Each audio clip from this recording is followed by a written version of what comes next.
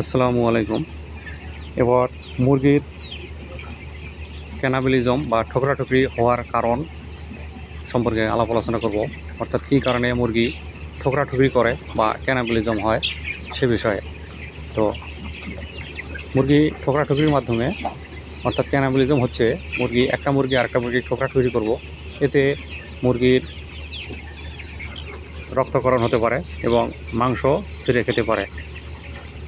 অর্থাৎ ক্যানাবিলিজম মতো বদভ্যাসজনিত মারাত্মক রোগ, যা একবার যদি দেখা দেয় কোনো ফার্মে, সেটা মহামারীর মতো ফলকে ছড়িয়ে পড়বে এবং এতে মুরগির মর্টালিটিও বাড়বে।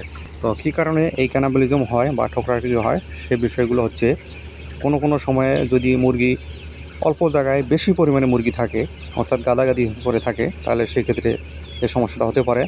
এবং শেডের মধ্যে যদি খুব বেশি তাপমাত্রা থাকে, অর্থাৎ মুরগির অস্বস্তিকর ফিল করলে, তাপমাত্রা বেশি থাকলে সমস্যা হতে পারে। অপর্যাপ্ত খাদ্য বা পানি যদি থাকে, খাবার যদি কম থাকে বা পানিও যদি কম খায়, সেক্ষেত্রে এই সমস্যাটা দেখা দিতে পারে।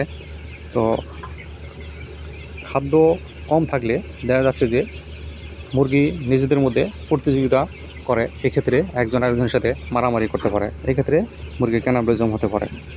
খুব বেশি আলো, অর্থাৎ শেডের মধ্যে যদি লাইট বা আলো বেশি থাকে, সেক্ষেত্রেও ক্যানাবিলিজম হতে পারে। তো ঠোকরাঠুকরি হতে পারে। তাই আমরা অবশ্য লক্ষ্য করব, শেডের মধ্যে যদি আলোর পরিমাণ বেশি থাকে এবং এই ঠোকরাঠুকরি হয়, তখন আমরা আলো কমিয়ে রাখব। এছাড়া খাদ্যের মধ্যে যদি আমিষের পরিমাণ কম থাকে এবং লবণ কম থাকে, এক্ষেত্রে সমস্যা হতে পারে। এবং ত্রুটিপূর্ণ খাবার যদি থাকে, এ সময় এটা হতে পারে। কাজেই কারণটা সংশোধন করা জরুরি। তো যে সমস্যাগুলো মাধ্যমে এই ঠোকরাঠুকরি বা ক্যানাবিলিজম হচ্ছে, এই সমস্যাগুলো যদি আমরা খুঁজে বের করি এবং সেই অনুযায়ী কাজ করি, তাহলে আমাদের এই সমস্যা সমাধান হবে এবং মুরগি ভালো থাকবে। মুরগির মধ্যে ঠোকরাঠুকরি বা ক্যানাবিলিজম হবে না। ধন্যবাদ।